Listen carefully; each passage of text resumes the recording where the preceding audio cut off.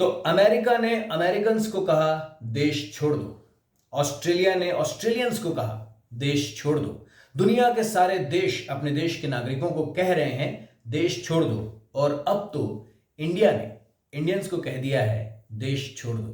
तो आखिर कौन से देश की बात हो रही है जिसके बारे में पूरी दुनिया में इस वक्त बात भी हो रही है, हड़कंप भी मचा हुआ है? यूक्रेन। इंडिया ने अपने नागरिकों के लिए एडवाइजरी जारी की है कि जल्द से जल्द वो यूक्रेन से वापस इंडिया आ जाएं। थोड़ी माइल्ड एडवाइजरी है लेकिन देर आए दुरुस्त आए, कम से कम एडवाइजरी तो आई, क्योंकि 1 तारीख पहले ही दुनिया में अनाउंस हो चुकी है और वो है 16 फरवरी।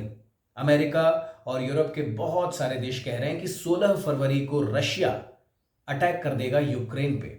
और जैसे ये बात फैली, यूक्रेनियन प्रेसिडेंट सोशल मीडिया पर आए और आकर उन्होंने कहा कि अगर 16 तारीख को रशिया यूक्रेन पे अटैक करता है तो वो इस डे को यूनिटी डे के तौर पर सेलिब्रेट करेंगे। तो उनका ये स्टेटमेंट आने से पहले 16 तारीख को रशिया का यूक्रेन पे अटैक जो है वो एक चर्चा की तरह था, लेकिन यूक्रेनियन प्रेसिडेंट के इस स्टेटमेंट को एक डिक्लेरेशन की तरह देखा गया। और जब दुनिया में ये सीरियसनेस बढ़ी तो non serious Ukrainian president Zelensky ने आकर कहा कि अरे वो 16 तारीख वाले अटैक की बात, वो तो मैं मजाक कर रहा था, आई वॉज जोकिंग। अब इसमें जेलेंस्की की गलती नहीं है। प्रेसिडेंट बनने से पहले वो स्टैंड अप कॉमेडी ही करते थे, उनकी ये आदत गई नहीं। पर हमें यह समझना चाहिए कि देश को कैसा नेता हम दे रहे हैं, इस बात को लेकर हमें बहुत सचेत रहना चाहिए। सत्ता की बागडोर उसी के हाथ में सौंपे जिसके अंदर रीढ़ की हड्डी हो, जो स्टैंड लेना जानता हो। यूक्रेन में फिलहाल वही असमंजस की स्थिति दिखाई दे रही है। यूक्रेनियन प्रेसिडेंट कुछ दिन पहले ये कहते थे कि रशिया हम पे अटैक करने वाला है। लो जी, हमें तो इसके बारे में कुछ पता ही नहीं, हम तो यहां वहां से सुनते रहते हैं कि अटैक होने वाला है। उन्हें वो वॉर फॉर्मेशन दिखाई नहीं दे रही थी रशिया की, जो इस वक्त यूक्रेन के चारों तरफ है। रशियन अटैक हेलीकॉप्टर्स तैनात हैं, आर्टिलरी तैनात है, ब्लैक सी में पूरी रशियन नेवी तैनात है। और साथ ही साथ पूरी दुनिया को यह कह भी दिया रशिया ने कि ये जो रशियन वाटर बॉडीज हैं और ब्लैक सी है, इसके आसपास किसी और देश को फटकने की भी जरूरत नहीं है। तो क्या अब ये रशिया यूक्रेन की लड़ाई रोकी नहीं जा सकती है? रोकी जा सकती है। रशिया की मांगे मान लो। अब आप कहेंगे रशिया की मांगे क्या है? माननी थोड़ी मुश्किल है, क्योंकि रशिया ने कहा है कि ये नाटो की फोर्सेस हटाओ भैया, पोलैंड से, बाल्टिक एरिया से खाली करो इनको।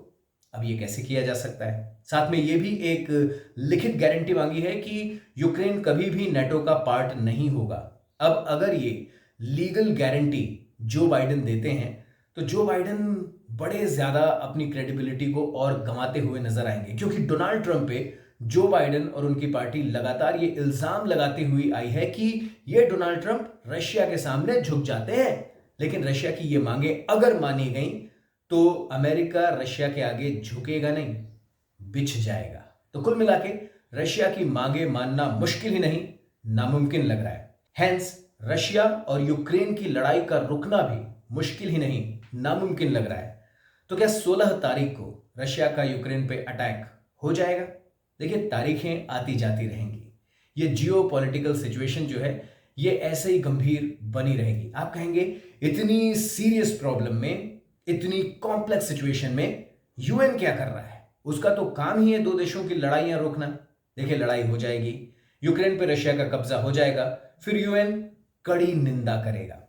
और वो कर भी क्या सकता है? बाकी ये वीडियो अगर अच्छा लगा हो तो अपने दोस्तों तक पहुंचाइएगा और अपनी राय जरूर शेयर कीजिएगा। सी यू सून।